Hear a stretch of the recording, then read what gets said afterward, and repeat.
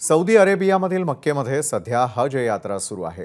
सौदीमधील तीव्र उष्णतेमुळे 550 भाविकांना आपला जीव गमवावा लागलेला आहे। यामध्ये इजिप्तचे 323 तर जॉर्डनच्या 60 भाविकांचा समावेश आहे। इराण, इंडोनेशिया आणि सेनेगल या देशांमधल्या नागरिकांचा देखील मृत्यू झालेला आहे, तर हजारोंच्या संख्येने भाविक आजारी पडतात।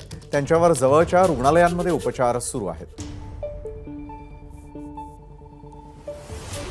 तर महाराष्ट्रामधून 19,000 हज यात्रेकरू हजला गेलेले असून त्यातील बहुतांश यात्रेकरू सुखरूप आहेत।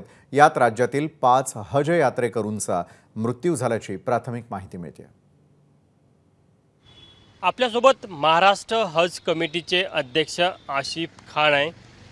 हजमध्ये जी दुर्घटना घडलेली आहे त्या संदर्भात काही माहिती पुढे आली आहे का, किंवा नातेवाईकांनी तुमच्यासोबत संपर्क जेव्हा साधला तेव्हा तुम्ही नातेवाईकांना काही माहिती देऊ शकले का? दुर्घटना म्हणता नाही येते, अगं दुर्घटना नाही झाली, अव्यवस्थेच्या कारणास हे सर्व जे घडत आहे ते हाजींच्याकडे दुर्लक्ष म्हणा, काही अव्यवस्था होत आहे, ते तर त्या कारणास हे सर्व प्रकरण होत आहे।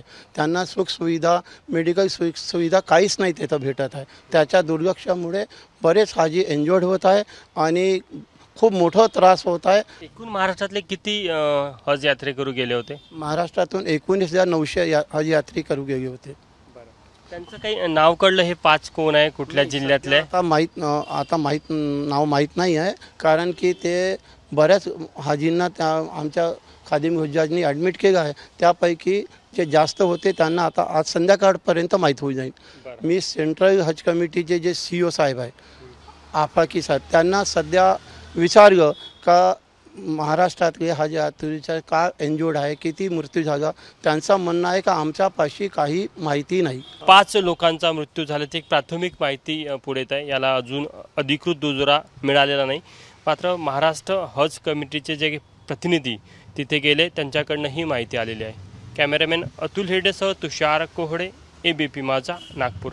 तर सौदीमधील हज यात्रेकरूंच्या परिस्थितीबाबत आज राज्याचे अल्पसंख्याक मंत्री अब्दुल सत्तार यांनी महाराष्ट्र हज कमिटी अधिकाऱ्यांची मंत्रालयात बैठक बोलावली होती। या बैठकीनंतर त्यांच्याशी बातचीत केली आहे आमच्या प्रतिनिधींनी। माझ्यासोबत मंत्री अब्दुल सत्तार सर आहेत। सत्तार सर, हजला गेलेल्या यात्रेकरूंचे चुकीच्या व्यवस्थापनामुळे हाल होत आहेत, काहींचा मृत्यू देखील झाल्याची माहिती मिळते। काय नक्की त्याबद्दल अपडेट आहे?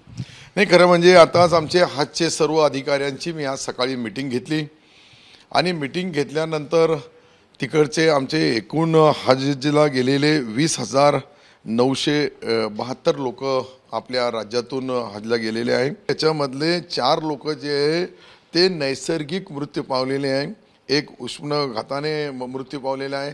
आणि ह्या सर्व गोष्टी पाहिल्यानंतर आमच्या महाराष्ट्र शासनाकडून आमचे MD, आमचे सरकारचे लोक केंद्र सरकारशी आणि सौदी गव्हर्नमेंटशी सातत्याने त्यांच्या संपर्कामध्ये ॲक्च्युअल आपल्या राज्यामधून जे 20,000 पेक्षा जास्त लोक जे हजला गेलेले ते सुरक्षित कशी राहील, त्यांना काय मदत महाराष्ट्र सरकार आणि केंद्र सरकारकडून केली जाईल, सौदी गव्हर्नमेंटशी आमचा सातत्याने संपर्क चालू आहे।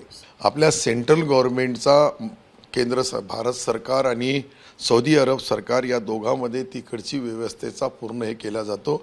राज्याची जबाबदारी म्हणून कदाचित याच्यामध्ये चुकून ज्या काही आपण बोलू लागलो किंवा हज कमिटीच्या सदस्यांनी असं केलं आहे तर निश्चित याचीही चौकशी केली जाईल आणि ते जबाबदार असेल तर त्यांच्यावरही कारवाई केली जाईल। हज यात्रेकरूंना ज्या हाल अपेक्षा सहन कराव्या लागल्या आणि ज्याच्यामध्ये काहींचा मृत्यू झालाय, या संदर्भात योग्य ती चौकशी करून कारवाई केली जाईल असं मंत्री अब्दुल सत्तार यांनी सांगितलंय। कॅमेरामन अनुप रस्तोगीसह मी अल्पेश करकरे, ABP माझा। ABP माझा, उघडा डोळे बघा नीट।